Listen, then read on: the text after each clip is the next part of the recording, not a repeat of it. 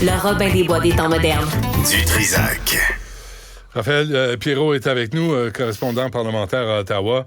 Raphaël, juste un mot, parce qu'aujourd'hui, c'est un spécial itinérance. Là, on donne la parole aux maires, aux mairesses, et on entend à peu près toute la même histoire partout. Lionel Carman-Pollaert est au courant de ce qui se passe à travers le Québec. Puis Justin Trudeau, lui, a blâmé les maires là, face à l'itinérance. Là. C'est de la faute des maires, parce qu'ils étaient assis sur leurs mains. Ben, hier, il a lancé un appel aux maires parce qu'il y a un fonds là, qui a été mis sur pied l'an passé, en tout cas qui a été annoncé dans le budget de l'année dernière, 2022. Et ce fonds-là est censé être accessible aux maires pour la construction. C'est censé accélérer, le fonds s'appelle comme ça, accélérer la construction de logements. Donc, c'est un dont aucun maire, en fait, jusqu'à maintenant, jusqu'à hier, se sont prévalus. Là. Donc, hier, ce qui a été annoncé, c'était à London. Justin Trudeau était là avec ses ministres, son caucus, puis ils l'ont annoncé pour la première fois. Mais là, il a lancé un appel. Il a dit hey, regardez, cet argent-là est là. Venez le chercher. Il y a un problème de logement. On vous encourage à venir le chercher. Donc, oui, effectivement, c'est un peu comme s'il passait la POC aux maires pour leur dire ben là, c'est là, nous, on a fait notre part, venez le chercher. Mais ça te rappelle pas la stratégie fédérale face aux violences urbaines, aux armes à feu, contrebande des armes à feu? V'là 1 milliard, les municipalités, gérer les criminels. C'est un peu ça, on dirait, la philosophie du fédéral. C'est nous, on a l'argent, on le donne, puis débrouillez-vous avec ça. Est-ce qu'il donne la faute aux maires? Il les a pas pointés du doigt directement, mais c'est sûr que c'est une façon un peu de leur mettre Le blâme. Le blâme un petit peu. OK, mais bonne nouvelle, ça c'est pas pire, par exemple. Le fédéral va supprimer la TPS. Ben ça vient de sortir. Okay. C'est confirmé par plusieurs sources. On vient de l'apprendre au bureau. Puis ça, c'est une très grosse nouvelle, Benoît, parce que la TPS sur les nouveaux logements, ça coûte très cher. Je peux te le dire par expérience. Ouais. Je suis moi-même un jeune homme de 32 ans en recherche de condos. Puis quand je visitais les condos, il y en avait qui étaient intéressants. Puis je te donne un exemple d'un condo que j'ai visité le mois dernier. Écoute, je te sors ça comme ça, là. Il est affiché à 295 000, OK? Mais l'achat d'un nouveau condo, d'un nouveau logement, aujourd'hui, si c'est la première fois que ce condo-là est acheté, on paye la TPS et la TVQ. Fait que 295 000, c'est le prix affiché. Avec la TPS TVQ, ça monte à 333 000, OK? Fait que c'est une augmentation gigantesque. C'est ça que ça peut faire une énorme différence. Puis justement, j'ai passé mon tour sur cette annonce. Fait que oui, c'est gros. Ouais. Ben, entre autres, je veux dire, c'est énorme comme différence. Ben puis c'est ça.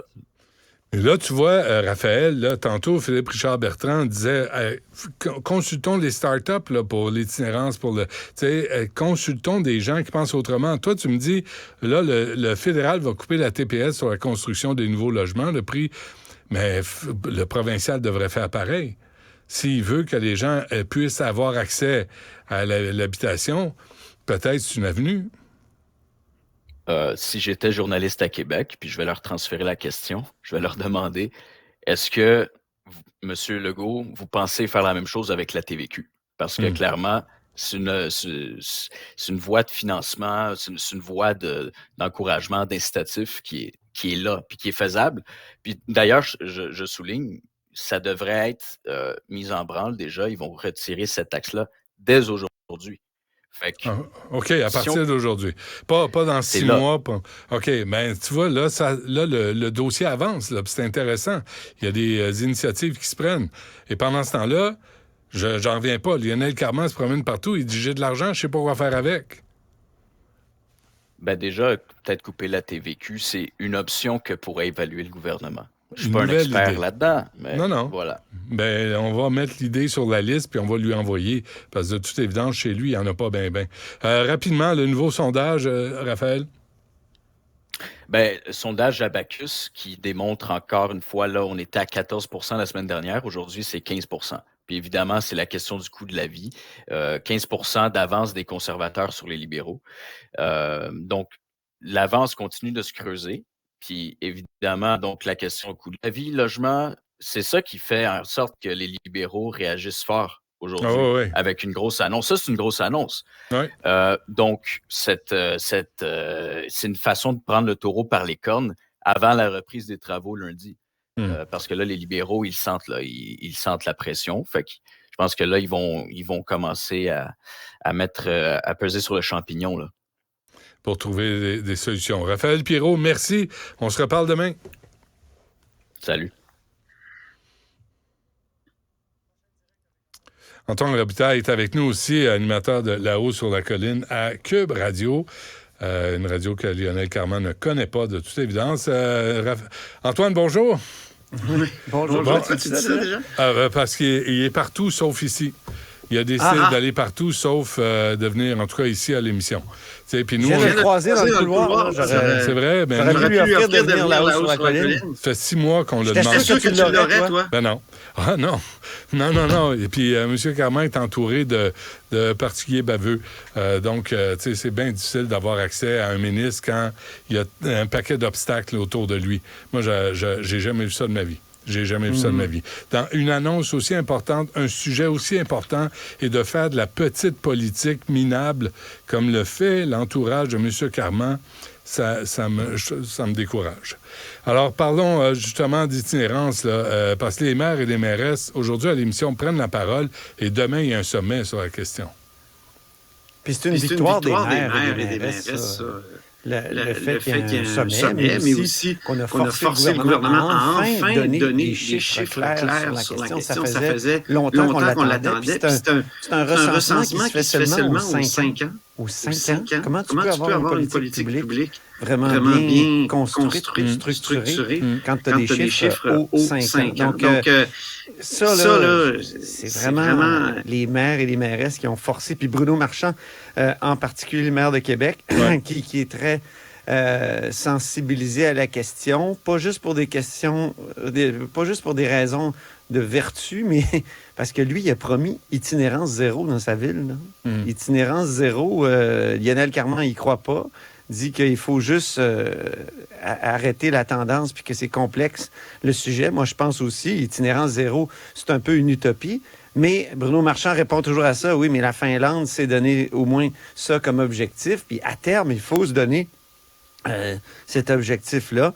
Donc lui, évidemment, il vient d'enlever un peu le singe sur son épaule d'une certaine façon. Puis on a l'impression que l'itinérance, c'est un singe qui se promène d'épaule en épaule, là. Quand on entend Justin Trudeau dire... Le singe a fait des petits, là. Il n'y en a pas juste un, là. Ils sont une méchante gang à travers le Québec. Non, c'est ça. Mais donc, il y a une question stratégique des maires et des mairesses, mais c'est lié à un problème réel. Les gens le voient, là, l'itinérance, un peu partout, puis qui se régionalise. C'est ça qu'on apprend. Une des nombreuses choses qu'on apprend dans ce rapport-là, que j'ai pas fini de lire, là, mais tu sais, il y a du stock, là. Écoute, quand on dit, par exemple, il y a des itinérants, il y en a 10 000, 87 % sont hébergés dans quelques formes de refuge. Il y a seulement, il y en a 13 % là, qui ont vraiment rien, qui dorment vraiment tout le temps dans la rue. J'aime beaucoup ce rapport-là pour ça. Il y a toutes sortes de distinctions.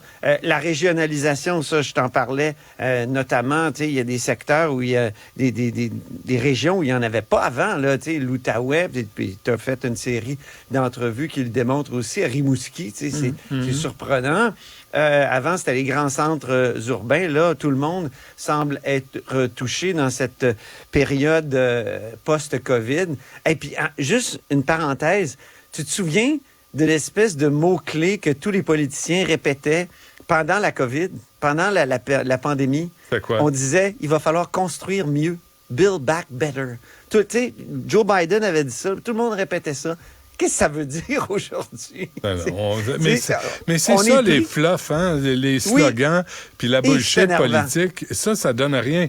Mais là, tu as 20 millions pour l'itinérance. Oui, 20 millions de plus. Mais Lionel Carman... pas de plus, il y avait 7 millions déjà prévus dans le budget. Et là, Lionel Carman a dit, on va en ajouter 13. Mais à Montréal, il en demande 40. Je sais. Puis là, j'ai essayé de savoir, là, à Québec, il n'y a pas de chiffre global qui a été avancé par les maires et mairesses. Ça doit être aussi stratégique. Mais ce qui est sûr, c'est que pour un gouvernement qui ne reconnaissait pas tellement le problème, on se souvient que même François Legault, à un moment donné, l'an passé, a dit c'est une bonne nouvelle aussi qu'il y ait une hausse des coûts des maisons, parce que dans le fond, ça veut dire que notre économie va bien. Puis il y a aussi la crise du logement. C'était rare qu'on entendait. Il y a une ministre qui l'avait dit, là, André Laforêt, en avril dernier, pour une première fois, elle l'a dit. Puis là, aujourd'hui, Mme Duranceau, qui est la ministre du Logement. Une ancienne courtier immobilier. Ouais, qui a reçu sa partenaire d'affaires comme lobbyiste dans son bureau et qui a fait un flip, qui a participé à la spéculation, qui fait que le prix des logements a explosé à cause de ce genre de travail-là. Elle semblait aspirer dans dans ce débat sur l'itinérance aujourd'hui, qui est lié évidemment au débat sur le logement, là. Mais quand même, ce que j'ai compris, moi, c'est qu'elle ne voulait pas tellement être au point de presse ce matin. C'est M. Carman qui a dit, là, je ne porterai pas ça tout seul. Donc, ils étaient tous les deux à côté de l'autre. Puis là, Mme Duranceau a été obligée de répondre aux questions, notamment sur l'existence d'une crise du logement. On peut l'écouter. Écoutez, on le reconnaît qu'il y a une crise du logement. Moi, depuis que je suis en poste, là, tout ce que je fais, c'est de débloquer des projets. Il n'y a jamais eu autant de projets d'habitation qui sont financés. Il y en a 12 000 en ce moment, projets qui sont financés. Là, il faut qu'ils sortent de terre. Là, je dois le dire, là, on met beaucoup de pression sur le gouvernement du Québec, mais il y a d'autres problèmes. C'est vrai que c'est un problème complexe, là. Puis, moi, il y a des gens que j'ai questionnés là-dessus qui sont dans ce domaine-là des sociétés d'habitation qui me disent les groupes techniques, les groupes de ressources techniques, par qui passent, l'espèce d'intermédiaires, des anciens du communautaire qui s'occupent du logement social. Est-ce que ça ajoute pas beaucoup de bureaucratie aussi? Il y a beaucoup de bureaucratie là-dedans. Ouais. C'est facile de dire aussi, c'est de la faute du fédéral. Non. OK, j'ai une question pour toi, Antoine. Tout le monde est pressé, puis pourquoi ça lève pas de terre? J'entendais ce matin le maire de Québec dire, nous, il y avait un des problèmes, c'est qu'on n'avait pas de terrain. Là, on s'est fait une réserve foncière. Là, il y a tant de réponses. C'est ça, exactement. OK, j'ai une question pour toi. Tu fais un rapport de 374 pages, OK? Ouais. Et là, tu le sors, là, tu l'annonces, tu fais une ronde de lait dans certains médias, mais tu n'as pas de plan de match. Tu n'as pas de conclusion à ce rapport-là. T'as pas voici ce que le rapport nous a appris et voici ce qu'on a décidé de faire. Non, il présente un rapport et il dit... Tu parles de M. Carman? Oui, il y en a 10 000 à peu près. Peut-être que demain, justement, la réflexion va être enrichie par le contact des élus qui sont sur le terrain. Ils ont eu le temps, là. Ils ont fait un rapport, puis il n'y a pas de plan de match. Il n'y a pas de plan de match. Il a regardé, il y a un portrait, mais il ne sait pas quoi faire avec. Puis jusqu'à maintenant, M. Carman, c'est ça que les maires lui reprochent souvent, c'est de dire « j'ai mis plus de millions ». Ce matin, même, à la période de questions, il a dit « on a multiplié par 10 le budget ». OK. Et là, les maires disent « mais est-ce que ça fonctionne? » Donc, c'est beau de parler des moyens. C'est probablement vrai que les budgets ont été multipliés, mais les résultats et les cibles, il ne veut pas se donner de cibles. Probablement que demain, les maires vont dire « faudrait se donner des cibles ». Ouais. Hein? Bon, écoute, on se souvient de ce qu'avait dit Jacques Dupuis, l'ancien ministre de la Justice libérale. Il avait dit un ministre qui se donne des objectifs est un ministre qui se magasine des critiques. OK, donne-en pas, puis tu vas passer en dessous du radar. C'est exactement ce qu'il avait dit. Ah oui, hein? Hey, Antoine, on se parlera du reste demain. Merci. Salut, à demain. Ciao. Ce segment est aussi disponible en vidéo sur